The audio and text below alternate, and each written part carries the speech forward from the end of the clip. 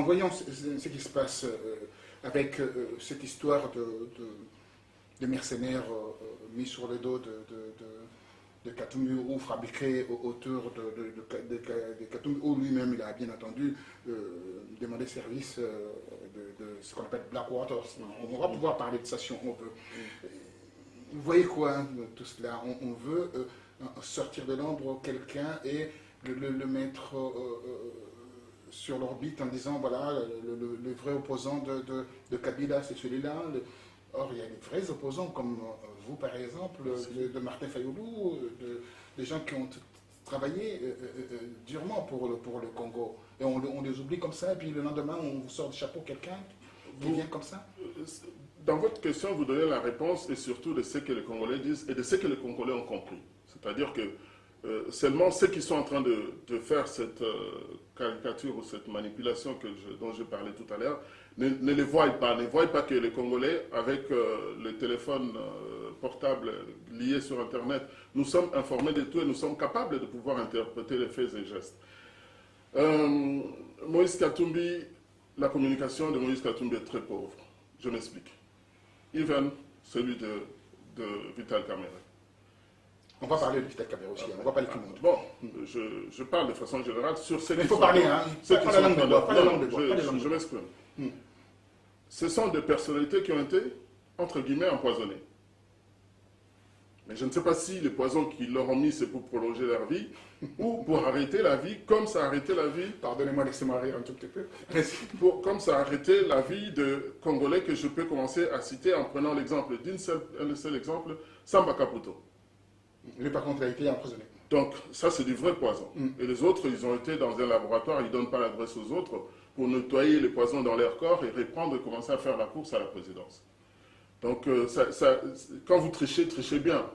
Quand ça devient trop visible, on ne peut plus vous croire. Ça peut tourner au ridicule.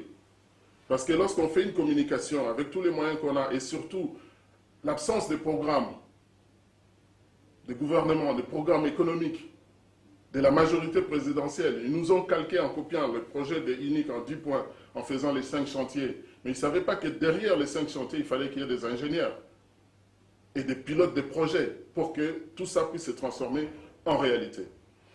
Vous prenez la communication de Moïse Katumbi. C'est parti d'un film, Katanga Business. À ce moment-là, on commençait déjà à préparer Moïse Katumbi pour la présidence.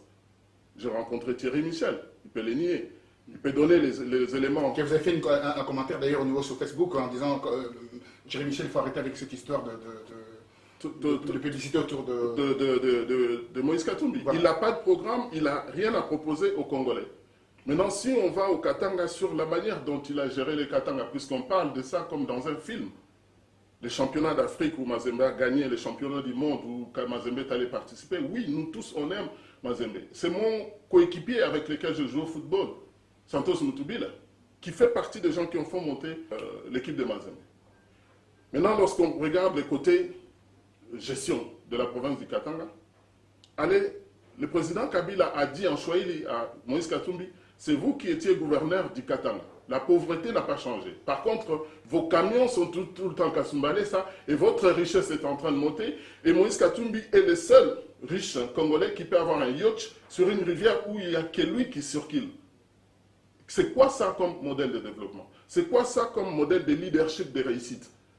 Dans une province aussi riche que le Katanga, il n'y a pas 10 Congolais millionnaires en dollars.